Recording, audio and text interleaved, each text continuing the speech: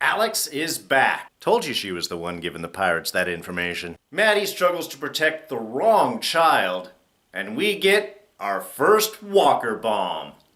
It's Fear the Walking Dead, Season 2, Episode 5. Captive.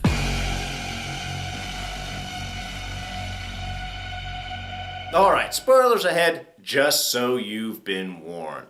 Okay, so we've got a decent episode of Fear the Walking Dead this week. We're sort of wrapping up the pirate storyline as we get ready to move down into Mexico. And it starts off with that really kind of creepy scene of Alicia waiting for Connor to finish cooking her steak. And maybe it's just me, but did anybody else wonder if that was actually steak?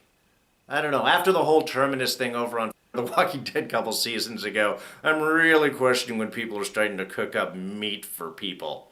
Though it is early in the apocalypse. And I have to say that is one kind of persistent issue that I think runs through this episode and has kind of plagued Fear the Walking Dead a bit this season. And that is the aspect of everybody seems to have been in the apocalypse for a different length of time.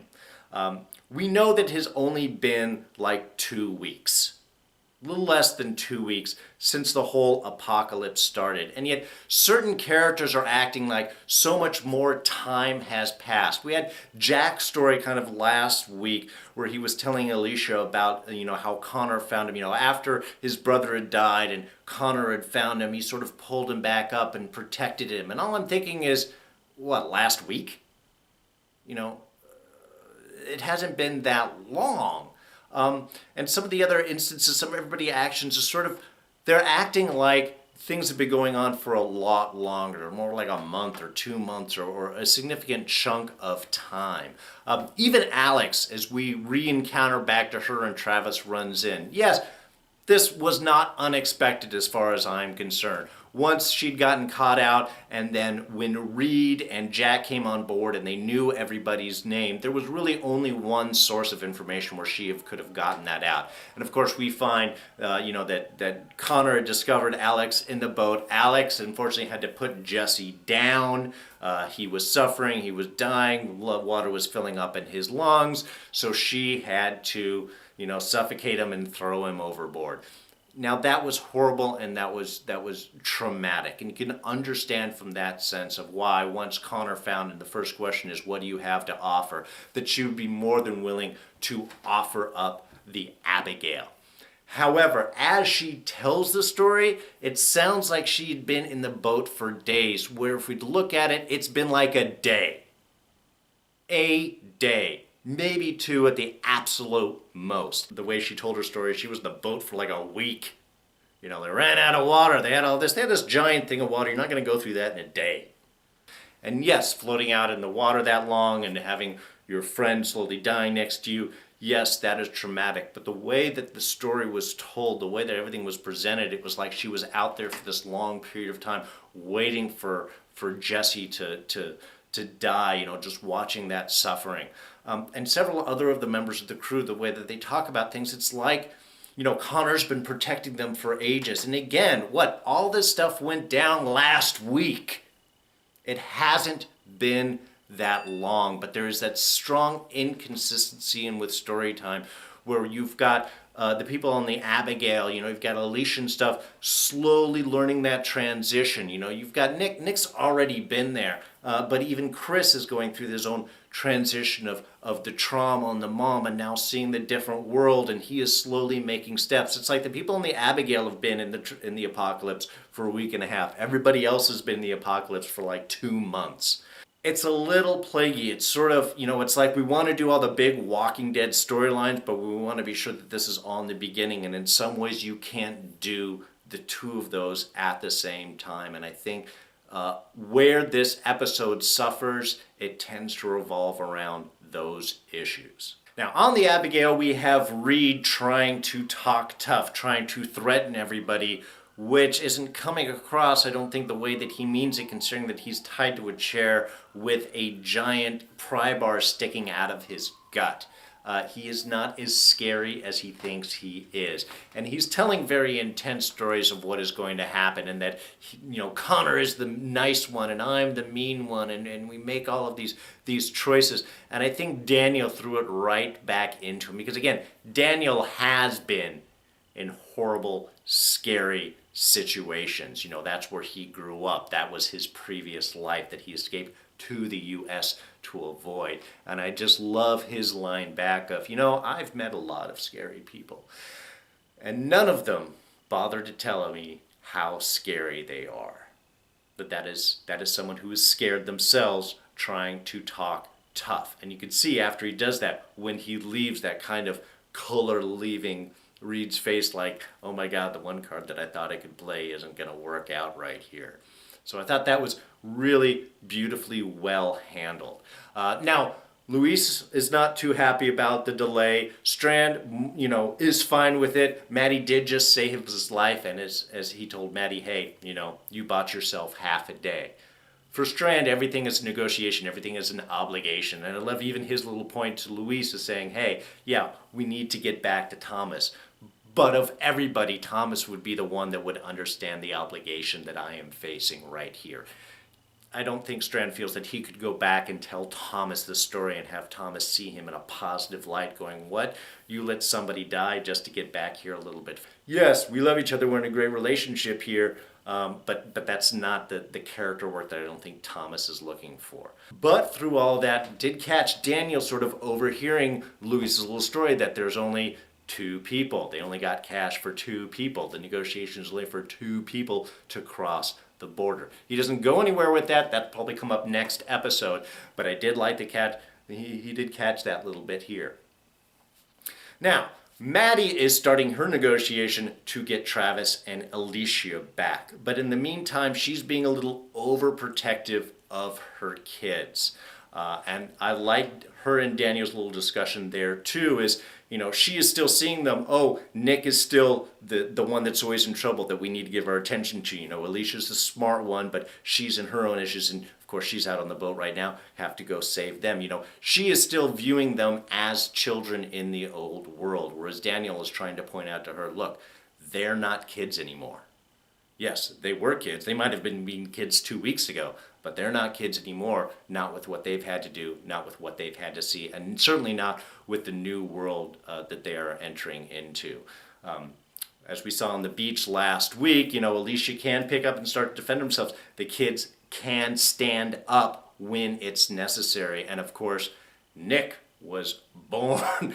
Nick is already pre-programmed and pre-made for this particular world. When she was going after Strand, don't have him go and do your missions anymore. Strand's like, he volunteered.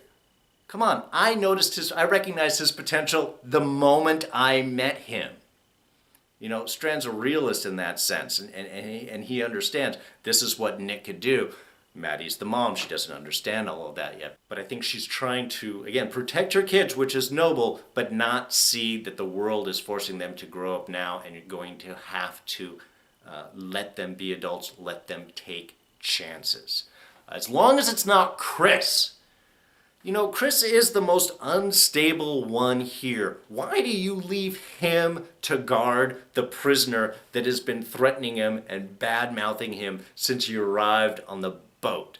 I'm not sure what Daniel, he does take that moment when he looks back and he sees Chris and he says to his daughter, the mind shouldn't go to these places. I wonder if he's thinking like, well, I'm going to leave Chris here and Chris is going to take care of him. I don't think so, because they do need Reed at the moment, certainly for information, which was a beautiful bit of information, by the way. I don't want to forget saying that, how he just let Reed talk. Just let him talk. Oh yeah, we've got all this. We got 12 people and we got 5 boats and we've got boom, boom, boom. Yeah, of course. That's what Daniel wanted. That's all he was waiting for. Yeah, talk tough all that you want. You're going to give me the information I need. Which he tells Madi, and that was just, again, another beautifully bit sequences. I like the little things that's going on with Daniel. I love showing that intelligence of his character and also reflecting where he has been. People that say that they're scary aren't as scary as the quiet ones that don't. Those are the ones that you've got to worry about. Now, Alex seems to blame Travis for her situation, for being cast out on the boat. Yes, it was Strand that came up and actually chopped the road. But the way that she's looking at it, it's that Travis was the one that put her in there. And I don't really see that that's a legitimate argument. I mean, they all came back. Everybody came back together. They were trying to get out the boat. Strand said no. Strand was ready to just throw them off anyway. Travis, at the very least, put out some option. Maybe we could do this. Maybe we could do that. Alex certainly didn't really try to fight too much about the situation, didn't try to argue too much. So I don't think really putting Travis in the blame, certainly not as much as Strand. Now, maybe she had told him, yes, I want the guy Strand, but she didn't give the name. It was the captain. You didn't really see that there was a look for the captain last episode to try and take back or capture, was just to get the key. And there certainly wasn't a comment of like, hey, we've been asked to bring him back. It was just Travis was the only one, and it seemed to make sense at that point because he had his mechanical aptitude. But apparently it was Alex that wanted him back, so what, she could yell at him, torture him, argue with him. Wasn't really sure what her plan for that was, and maybe it wasn't really a thought out plan. But it certainly doesn't last that long. However angry Alex seems to have been, it seems to only take a small conversation with Travis to really sort all of that out. Travis does mention to her, yes, I had to do the same thing. You had to kill your friend, well, I had to kill my kid's mom. These are horrible things. The world is making us horrible. Does that lead sort of a little connection to them? I don't know. I mean, again, she seemed very angry with him when they first started. In the next scene, it's like, they're sitting on either side of the cage, and I was expecting to be handing a cigarette back and forth, like, oh yeah, it's a horrible thing. Here you go. Oh yeah, I had to kill my friend. Yeah, you had to kill this person. Oh yeah, that sucks, doesn't it? All right, but nobody watches after me. Nobody's in charge of me. It's just, again, it's not a very consistent arc for Alex's character, and I kind of found that frustrating. And then after that statement, then she just doesn't let Travis out, doesn't help in any sort of escape manner right there, but just sort of disappears, and that's it. I kind of hope we see her again, just in the sense of kind of finishing some sort of arc for her character, because if this is the end of it, it's just, I don't know, it's kind of a sad denouement right there, of just appearing back, yes, I'm the one that told everybody, it's not all Alicia's fault, it was me, haha. Bye, and then going. It seemed really, really odd. And I don't think that this necessarily takes the blame off of Alicia. Yes, Alex is the one that probably clued them more into their current position and certainly gave people's names, but they were following her because of Alicia's, speaking on the radio.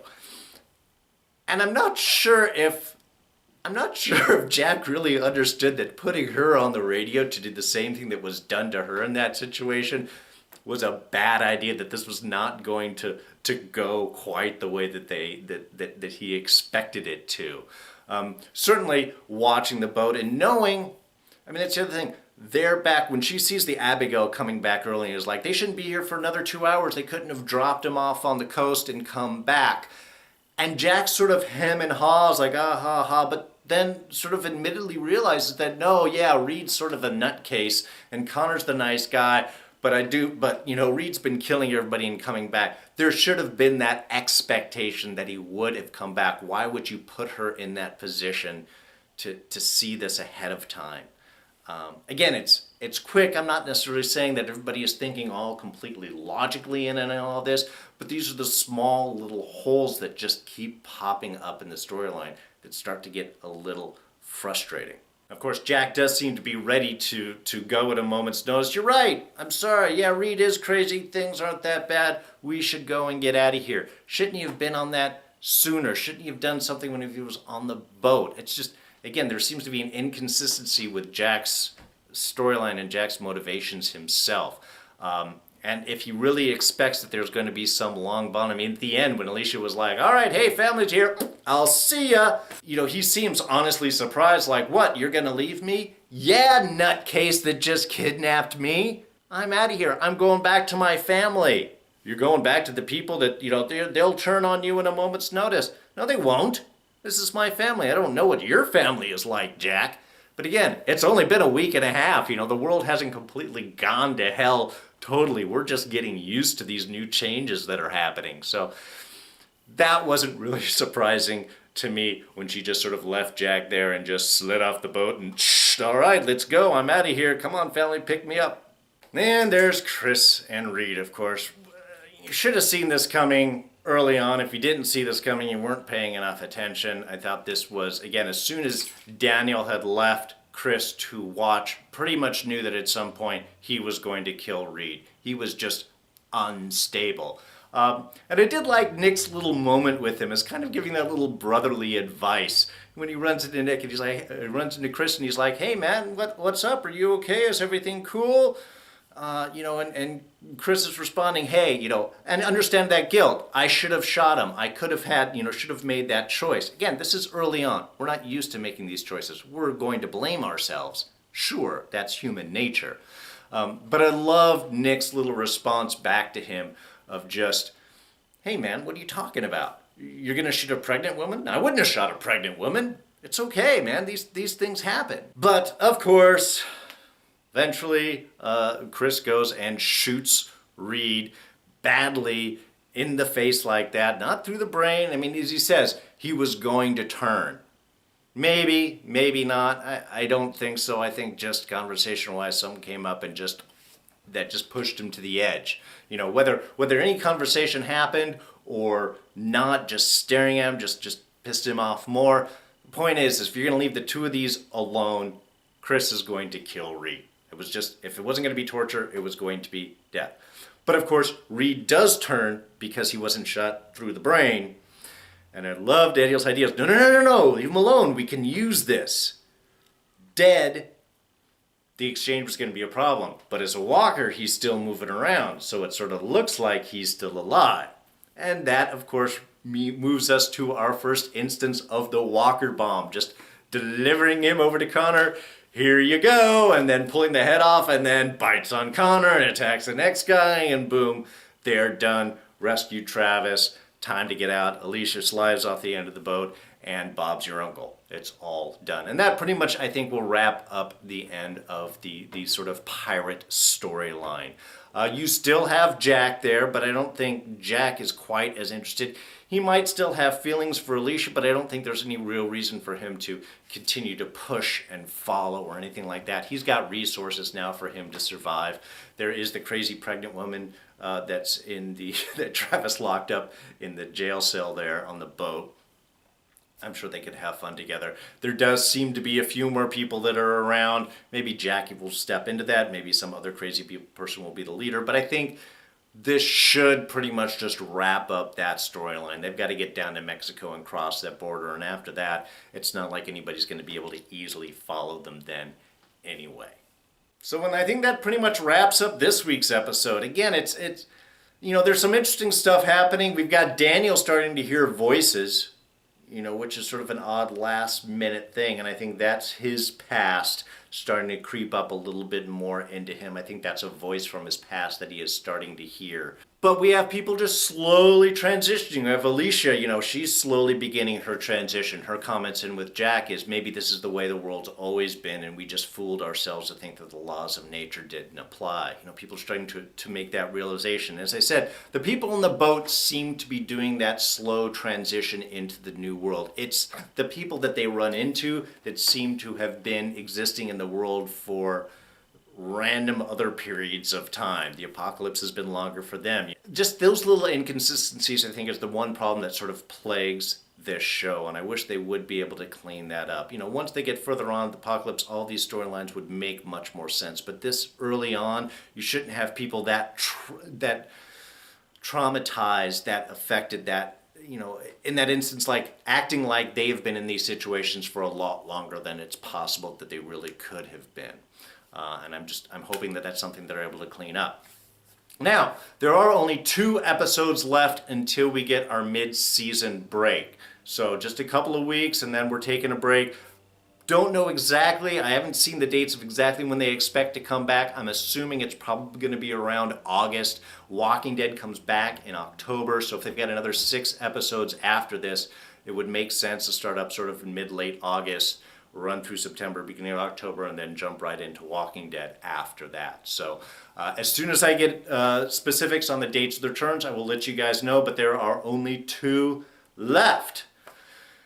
So, we're going to be talking more about that right here. If you did enjoy this review, please hit that like button. Feel free to hit that little red button right there that says subscribe, and you can come back and enjoy our talks every week. Comments, ideas, thoughts of your own, throw them down in the comments section below. As you guys know, I do respond to everything, and sometimes I'm even able to throw something up right here. So Terry, are Daniel's days numbered? I don't know. I think he's going to persist around for a little bit while. Hemi, your question about Jack and Alicia, I hope that I had answered that in with this is, yes, while she might have liked Jack in some sense, again, what she says, she was just looking for someone to talk to, just someone to connect onto the board. Certainly after his sort of crazy back and forth and not really revealing information and sort of letting her down, I don't think that there's any further connection. She was obviously more than happy to just say, see ya, and leap right off the back of the boat. So I think that that's pretty much settles things out between them, which again, another reason why I think that this storyline is pretty much wrapped up. Also, just want to throw out a quick shout out to Nick Clark there, new subscriber. Thank you so much for that comment. It really means a lot to me. And great thumbnail, by the way, man. That is just awesome. That's going to be it. If you guys got any more thoughts, like I said, throw them down there and we can continue this discussion. Anyway, I'm D. You can catch me on Twitter. I'm at Darren Jakes. Other than that, I will see you guys next week. We're heading to Mexico. See if they can get across the border. Probably won't be smooth. Nothing ever is. Anyway, that's it. I'm out of here. I'll see you guys next week. Bye-bye.